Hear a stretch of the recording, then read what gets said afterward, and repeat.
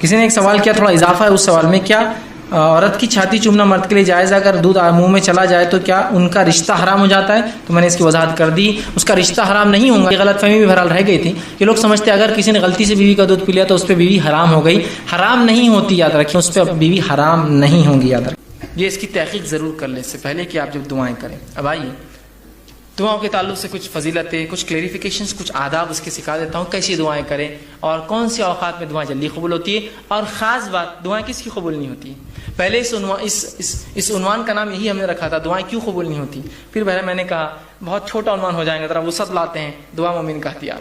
انشاءاللہ یہ عنوان آئے گا، بہت سے لوگ دعا قبول نہیں ہوتی، کہاں سے ہوں گی؟ دعائیں کے شرائط میں تو اترو، پہلے کنڈیشن تو لاگو کرو، ٹھیک ہے۔ تو آئیے دعا کی فضیلت کیا ہے، میں نے کچھ تو باتیں رکھی اور رکھ دیتا ہوں۔ دعا آپ صلی اللہ علیہ وسلم فرمایا عبادت ہے، جامع ترمذی کی روایت۔ اسی طرح اللہ سے دعا مانگنے والا جو ہے بڑی عظمت والا عمل ہے، اللہ سے دعا مانگنا عظمت والا عمل ہے۔ ترمذی کی روایت ہے، آپ صلی اللہ علیہ وسلم فرمایا کہ دعا سے زیادہ عظمت والا کوئی عمل اللہ کے نزدیک نہیں۔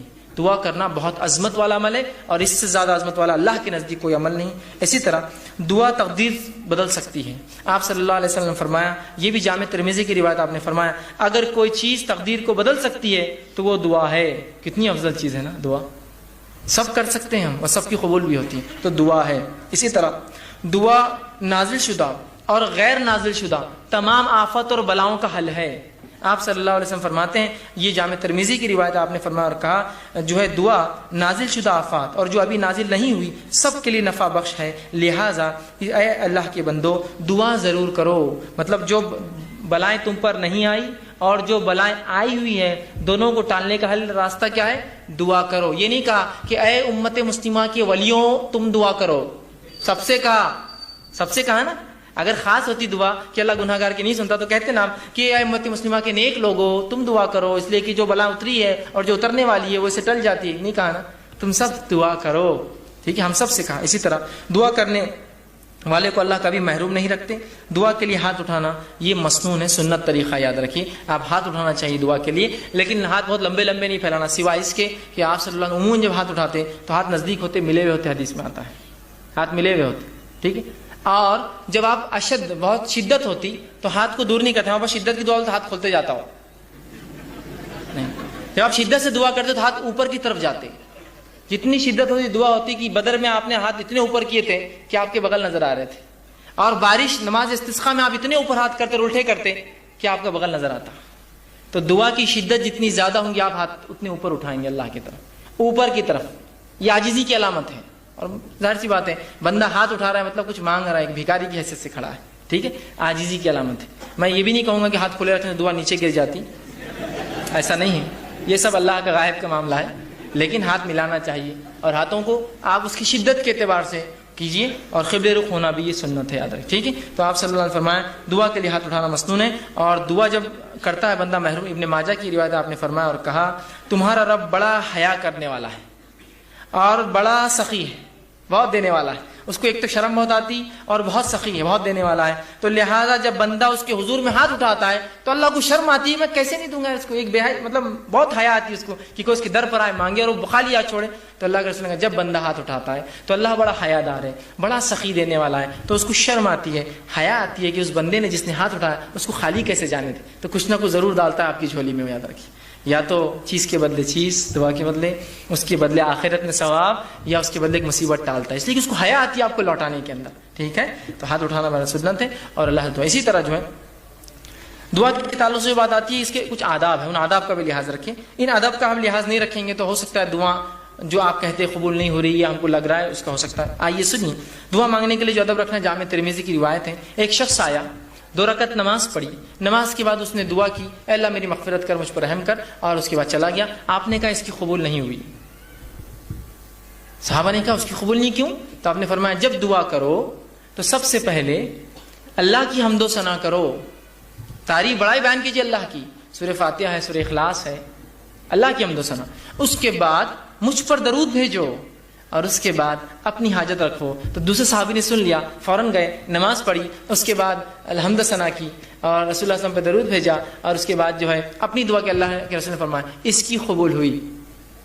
یہ ادب ہے دعا کا، یاد رکھیے۔ یعنی کوئی ضروری نہیں کہ آپ جلدی میں ہو، مصیبت میں ہو تو آپ سیدھے پکارے اللہ کو، لیکن جب آپ اطمینان سے دعا کر رہے ہیں تو ضرور اس ادب کا لحاظ رکھیے کہ پہلے اللہ کی حمد و ثنا، نبی اکرم صلی اللہ علیہ وسلم پر درود، اپنی حاجت اس کے بعد رکھیے، اور اس کے اندر بالخصوص اپنی مغفرت کے ساتھ شروع کیجیے، اللہ میری مغفرت، اس کے بعد میرے فلاں عمل اور فلاں عمل اور فلاں عمل، ٹھیک۔ اسی طرح دعا جامع ہو، کم الفاظ والی ہو، اور دو ٹوک ہو، ڈائریکٹ ٹو پوائنٹ ہو۔ جامع سمجھتے آپ؟ کم الفاظ والی، آپ صلی اللہ علیہ وسلم لمبے لمبے الفاظ پسند نہیں کی دعا میں، خوب لمبے لمبے اشعار پڑھ رہے، یہ پڑھنا ہے، جامع ہو۔ جیسا کہ ایک شخص جو ہے وہ دعا کر رہے تھے اور کہتے اللہ مجھے جنت دے، جنت کے سیدھے ہاتھ پہ اتنے درخت دے، جنت کے الٹے ہاتھ پہ اتنے درخت دے، جنت کی کھیت۔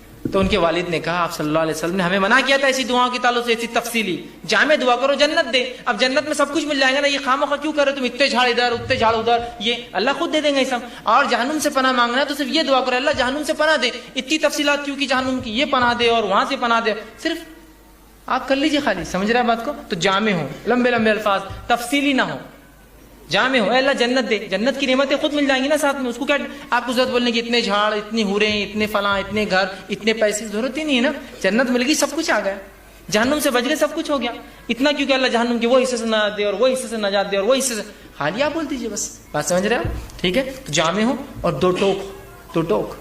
یہ دعا کوئی نہ کرے اللہ تو بہتر سمجھے تو دے، یہ دعا درست نہیں، کیوں؟ اللہ پہ کوئی اتھارٹی ہے کہ جو بہتر سمجھے گا اور نہیں سمجھے گا؟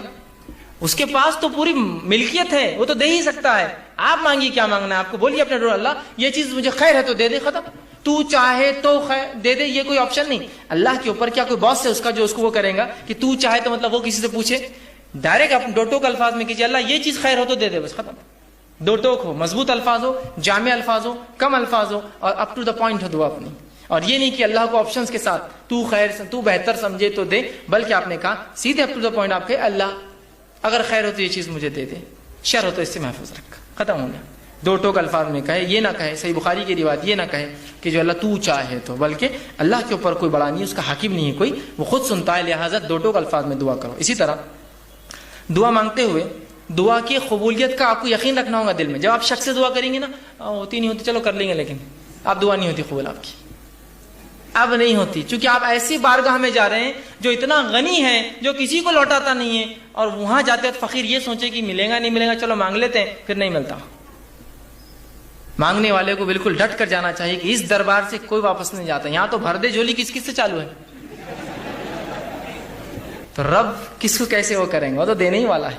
تو آپ یقین کریں کہ دعا قبول ہونے والی میری، وہ تین شکلوں میں، وہ یاد رکھیں ہمیشہ، اور پھر دو ٹوک الفاظ میں کیجیے، یقین کے ساتھ کیجیے اللہ قبول کریں گا، اور دعا پوری توجہ اور یکسوئی سے کیجیے، دعا میں خشوع ہو، جیسا نماز، روزہ، زکوٰۃ، حج، ذکر و اذکار، تلاوت قرآن میں خشوع، تو اسی طرح خشوع ہو، یہ نہیں کہ آپ بہت سے لوگ دعا کرتے ہیں ہاتھ چالو ہے بس کچھ تو بھی چل رہا ہے، بس مطلب کوئی ان کو دعا میں خشوع نہیں، بس ہو رہی ہاں آمین چل رہا ہے معاملہ، خشوع کے ساتھ، عاجزی انکساری کے ساتھ، یکسوئی کے ساتھ۔ یہ جامع ترمذی کی روایت ہے، آپ نے فرمایا اللہ تعالیٰ سے قبولیت کے مکمل یقین کے ساتھ دعا کرو، اور یاد رکھو اللہ تعالیٰ غافل اور بے دھیان دل کی دعا نہیں سنتا اور قبول نہیں کرتا۔ غافل بے دھیان دل بس کر رہے اللہ بس میرے والدین کو فلاں کر دے، نہیں غافل ہے، آپ ادھر دیکھ رہے ادھر دیکھ رہے، یہ کام کیسا چل رہا، وہ کیسا ہو رہا، مسجد میں کیا کیا ہو رہا، گھر میں کیا کیا ہو رہا ہے نا، تو پھر دعا قبول نہیں ہوتی، یاد رکھیے۔ اسی طرح دعا کے ادب میں یہ ادب بھی ہے، دعا مانگنے سے قبل اپنے گناہوں کا اعتراف کیجیے اللہ کے سامنے۔ یہ حاکم کی روایت ہے، آپ صلی اللہ علیہ وسلم فرمایا جب بھی تم اللہ سے دعا مانگو تو اپنے گناہوں کا پہلے اقرار کرو، اللہ میں گناہ گار ہوں، میں خطا کار ہوں، مجھ سے گناہ اور خطا ہوئے، لیکن تو میرا رب ہے، اس گناہ اور خطاؤں کے بعد بھی مجھے یقین ہے تو میری دعا سنے گا۔ تو اپنی گناہوں کا اعتراف کیجیے اور پھر اپنی حاجت مسائل اس کے سامنے رکھیں، ٹھیک ہے؟ تو گناہوں کا اعتراف یہ ضروری ہے، ٹھیک۔ اسی طرح خاص دعاؤں کے لیے آپ 3 بار بھی دہرا سکتے ہیں، خاص دعاؤں کے لیے اسپیشل جو آپ کی دعائیں ہوں کچھ، تو آپ 3 بار دہرائیے، اس کی سنت ہے، یہ اس کا ادب بھی ہے۔ آپ صلی اللہ علیہ وسلم کے تعلق ابن ماجہ کی روایت ہے، آپ نے جنت طلب کی اور جہنم سے پناہ مانگا 3 بار کہا، اللہم اسألک الجنہ ونعوذ بک من النار، 3 بار کہا، کہ تو بہت اہم دعا ہے نا، جنت پانے کی، جہنم سے بچنے کی۔ تو اس سے پتہ چلا آپ ایسی دعاؤں کو جو بڑی اہمیت کی ہے 3 بار دہرانا، اللہ میری مغفرت کر، اے اللہ میری مغفرت کر، یہ امپورٹنس کے لیے اور یہ سنت ہے۔ آپ جب بھی کوئی اہم دعا کرتے 3 مرتبہ الفاظ، جیسے عثمان بن عفان کو دعا دی تھی 3 بار کی دی تھی ایک ساتھ، امپورٹنٹ تھا نا، اس لیے کہ جنگ تبوک میں مال لا کے دیا تھا جب کوئی دے نہیں رہا تھا، ٹھیک ہے، 3 بار۔ اسی طرح یہ ابن ماجہ کی روایت، اسی طرح جو ہے جامع ترمذی کی روایت ہے، آپ نے فرمایا کہا کسی دوسرے کے لیے دعا مانگنے والے کو پہلے اپنے لیے دعا کرنی چاہیے، پھر دوسرے کے لیے مانگنا چاہیے. اگر کوئی آپ سے کہا بھائی میرے لیے دعا کیجیے، تو آپ صلی اللہ علیہ وسلم فرمایا پہلے اپنے لیے مانگ اور پھر اس کے لیے وہ چیز مانگ، اس لیے کہ پہلا محتاج تو وہی ہے جو مانگ رہا ہے، اور پھر وہ ہے جس نے مانگنے کا کہا. تو جب بھی کوئی آپ سے دعا کہے تو ضرور اپنے لیے مانگیے پہلے، اور پھر اس سامنے والے کے لیے بھی دعا کیجیے. اسی طرح جو یہ ابو داؤد کی روایت آپ صلی اللہ علیہ وسلم فرمایا کہ دعا جو ہے جامع ٹھوس الفاظ لیکن زیادہ معنی والوں سے دعا مانگنی چاہیے، مطلب تھوڑے ہو، ٹھوس ہو، مضبوط ہو، اور زیادہ اس کا معنی اس کے ساتھ کرنا چاہیے. اسی طرح ہاتھ اٹھائے بغیر بھی دعا کرنا جائز ہے، لیکن ہاتھ اٹھانا سنت ردب ہے.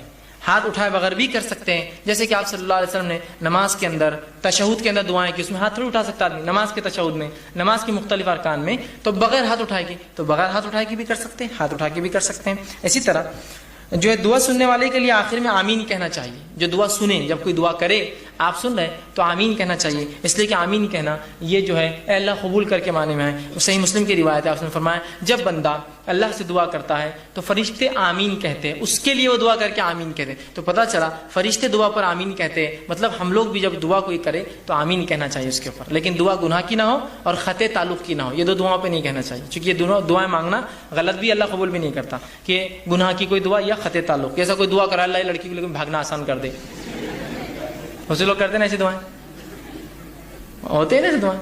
تو بہرحال نوجوان اس لیے بول رہا ہوں، تو یہ دعائیں نہیں قبول ہوتی، یہ تو گناہ کی ہے نا. آپ ایسی دعا اللہ سے کرتے ہیں اللہ میرے کو شراب کی نعمت عطا فرما، ہے نا، میرے لیے جوا چرس گانجا یہ سب آسان کر، میرے کلب کو جو سٹے کا ہے اس کو خوب چلا، ہے نا، لوگوں کو خوب بیمار کر تاکہ میرے دواخانے میں آئے.